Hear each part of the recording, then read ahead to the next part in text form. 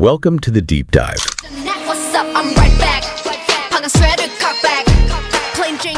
where we sift through the noise to bring you the insights that truly make you well-informed. Today, we're diving into a moment of almost global anticipation.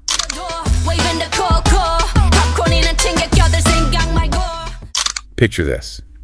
Crack of dawn, Incheon International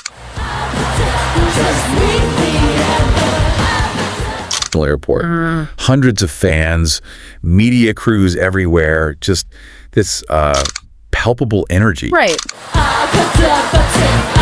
That kind of electric atmosphere you only get for, well, a true superstar. Exactly. And this wasn't just any arrival. No, this was Lisa. Look at you, now look at me. Look at you, now look at me. How you like that? Your girl From BLACKPINK, coming home. Yeah. Kind of signaling the end of their huge world tour. And what's really fascinating, I think, is how area. her return and that tour really encapsulate the unique global power of this cruise. It's absolutely, it's more than just music.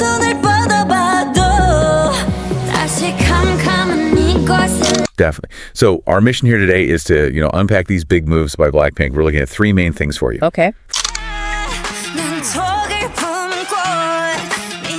First, Lisa's return to South Korea, why it was such a big deal. Second, the Deadline World Tour, the scale, the strategy. Massive tour. And finally, what all this tells us about BLACKPINK's global influence, their different cultural backgrounds, what might be next. Got it. So pulling out the key stuff from the sources to give everyone a real understanding. Precisely. A comprehensive, but hopefully engaging look at this whole phenomenon. So let's start with Lisa's arrival. That scene in Incheon. Yeah, it was really something. From super early in the morning, the airport was just buzzing. Hundreds of fans, tons of media. You could feel the anticipation, you said. Oh, absolutely. It wasn't just waiting. It felt like a vigil almost, waiting for this cultural icon to land. Wow. And her look itself became part of the story, didn't it? Instantly. The sources called it her signature, casual, chic look, black crop top, loose jeans. Right. And that black jacket tied around her waist, plus the black cap with Deadline on it. Yeah, a nod to the tour. And that maroon Louis Vuitton bag, very distinctive. So not just clothes, but symbols. Exactly. The LV bag, the cap, it underlined her role as a global ambassador, but also, brought the tour right back home. And the fans noticed everything. Immediately, hashtags like hashtag Lisa Airport Fashion, hashtag Lisa Chon look just took off. It shows how deeply invested fans are in, well, every little detail. So her landing was more than just getting off a plane. It felt symbolic. Definitely. Finishing that long, tough journey, coming back safe and sound, as the report said. She had this aura of victory. And warmth. The fans clearly missed that. They had banners, welcome home, Lisa, light sticks. Pink flowers, too. And yeah, some were reportedly in tears. That level of emotion, what does that really signify? It just speaks volumes about the connection, doesn't it? This deep bond she has with the fan base. And despite being this huge star... She was humble about it. Totally. Waving, bowing, smiling, just grateful. And those little moments went viral instantly. Millions of views, right? Hashtags like hashtag Lisa arrive in Korea, hashtag welcome back Lisa trending everywhere. And that one viral comment really summed it up. She may look tired, but her eyes are still full of love for fans. That's why we'll always love Lisa. Yeah, that's powerful, that reciprocal affection. It's core to K-pop fandom, really. And it wasn't just in Korea. Right, the international media picked up on it strongly, calling it a victory lap. Yeah, and a German magazine even said Lisa is more than just a performer. She is a cultural bridge. Capable of connecting continents through music. That's a big statement. How does one artist become a cultural bridge? Well, it ties into that whole K-pop soft power idea, doesn't it? Lisa, being from Thailand but rising through the K-pop system, she embodies that bridge. So her background, plus BLACKPINK's global strategy. Exactly. It makes Korean culture more accessible, more appealing globally through her. She literally connects different worlds. Which brings us nicely to the Deadline World Tour. This idea of connecting continents really exploded there. Oh, for sure. Their third world tour, but the first all-stadium tour. That's a major step up. Running from July 2025 to January 2026, 31 shows, Asia, North America, Europe. That's seriously ambitious. It's a huge statement. All-stadium means they're playing in the same league as the biggest Western pop acts. It cements that global headliner status. And Europe really highlighted that, didn't it? It did. Paris, for instance. Covered heavily by fashion media. Magazines calling Lisa the queen of stage and style. And Milan coinciding with Fashion Week. Very strategic. Absolutely, elevating her beyond just music. And Berlin showed the reach fans from all over Central Europe. K-pop is really embedded there now. That fusion of music and high fashion seems key. But the biggest headline grabber, arguably, was London. Wembley Stadium, August 15th and 16th. Historic. BBC News said they made an epic Wembley dream come true. First K-pop girl group to headline there solo. What does that mean, headlining Wembley?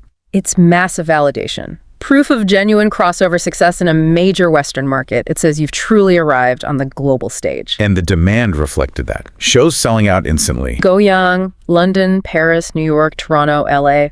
Boom, gone. They had to add extra shows because the demand was just that intense. That kind of sustained, widespread demand. Yeah. It really sets them apart, doesn't it? Adding shows like that. It really does. It shows a deep, engaged, global fan base. And it wasn't just ticket sales. Like you hinted earlier, the collaborations were key. Right. The Google partnership for maps, features, and venue info. That's smart integration. Very smart. And the merch collabs, Fanatics, Complex, Mitchell and Ness for that In Your Area League collection, NBA and MLB themes. Reaching sports fans, too. Exactly. And even Paris Saint-Germain, the football club, a limited edition capsule collection timed with the Paris concerts. These aren't just souvenirs. They're embedding the brand into tech, sports, fashion. Making them a lifestyle brand, essentially, extending their influence way beyond music. It shows incredible marketability. And the concerts themselves. The experience. Electric, by all accounts. The structure was usually 5 acts, plus an encore, lots of group hits, of course. But the solo stages really stood out. Definitely. Allowed each member to shine. Lisa doing New Woman, or later switching it up with Thunder and Feck Up the World. Rosé with 3MM, Jenny with Mantra. What's the strategy behind highlighting the individuals so much within the group show? It's clever. It showcases their individual talents, builds their personal brands, which in turn strengthens the group's overall appeal, diversifies things. And they kept things fresh for different cities, right? Yeah, which is really compelling. Like Bruno Mars showing up in LA to perform Apt with Rosé. Huge moment. Wow, okay. And in London, they did a cover of the Spice Girls' Wannabe for the encore. Oh, nice touch. Very local. Exactly. Those Taylor's moments create a much deeper connection with the audience in each place. How was the tour received critically? Mostly positive. Overwhelmingly positive, yeah. The Standard gave Wembley 5 stars, said they were at the top of their game. Rolling Stone called it triumphant, high voltage. But not universally glowing. I think The Guardian had a more nuanced take. Right. The Guardian acknowledged the spectacle, but mentioned a little fatigue and had that interesting line. Individually, they are pop artists in a crowded field. Together, they steamroll. Steamroll? What do you make of that? Does it point to any potential challenges? It's an interesting observation. It highlights that tension, maybe. Their collective power is immense, almost overwhelming. So the challenge is balancing that group identity with individual expression. Potentially. How do you let each member's distinct artistry breathe while still leveraging that unstoppable group force? It's a tricky balance. And maybe part of that collective strength, that global appeal, comes from their backgrounds.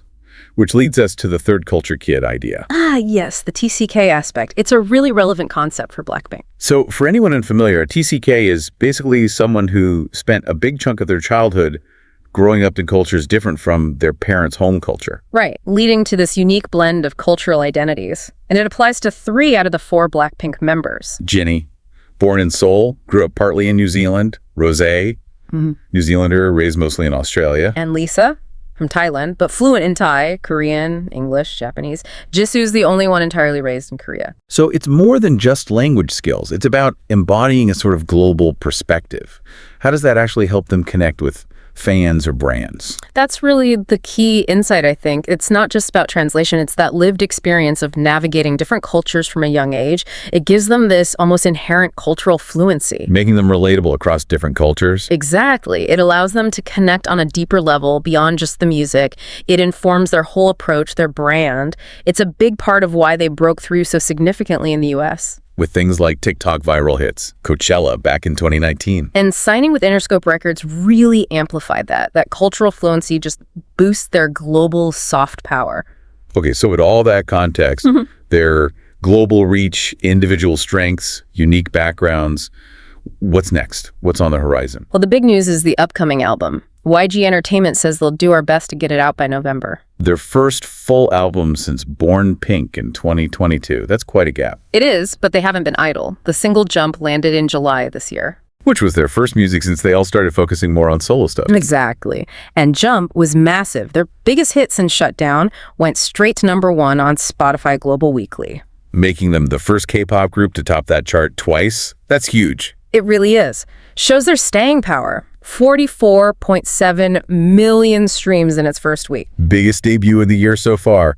And it charted high in the UK too, number 18, their best ever. Yep. And the music video hit 100 million views on YouTube in just 15 days. Those numbers aren't just stats. They show the group can still fire on all cylinders after focusing on solo projects. They can reignite that group momentum. Totally. And that momentum feeds into the individual members too.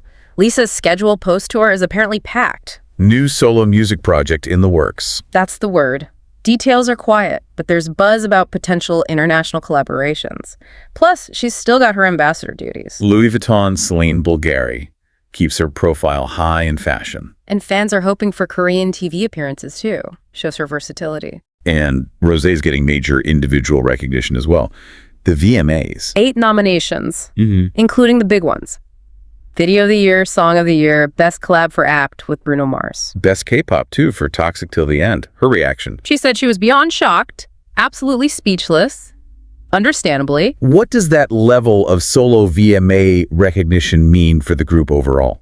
It's significant. It validates their individual talent on a huge global platform, separate from the group's success. It shows they're all forces in their own right. Which ultimately makes the group even stronger. Precisely. And looking at YG's bigger picture, putting the BLACKPINK album in November after Treasure in September and Baby Monster in October. It looks like a strategic buildup. Yeah, building momentum around their biggest acts, using both group and solo success to keep that industry dominance going. Wow, what a whirlwind. We've covered Lisa's homecoming, the sheer scale of the Deadline tour, the TCK advantage. The collaborations, the record-breaking stats, the solo successes. From selling out Wembley to top of global charts with Jump, their impact is just multifaceted, isn't it? It really is, and it makes you think, doesn't it, what their success built on diversity and smart strategy means for global music overall, how cultural exchange is evolving. Yeah, their ability to be these cultural bridges is pretty unique. It's a fascinating precedent. So the final thought to leave you with, given that they're these cultural bridges, these symbols of soft power, that still seem quite humble, what's the next frontier for BLACKPINK? How will they continue to reshape global entertainment?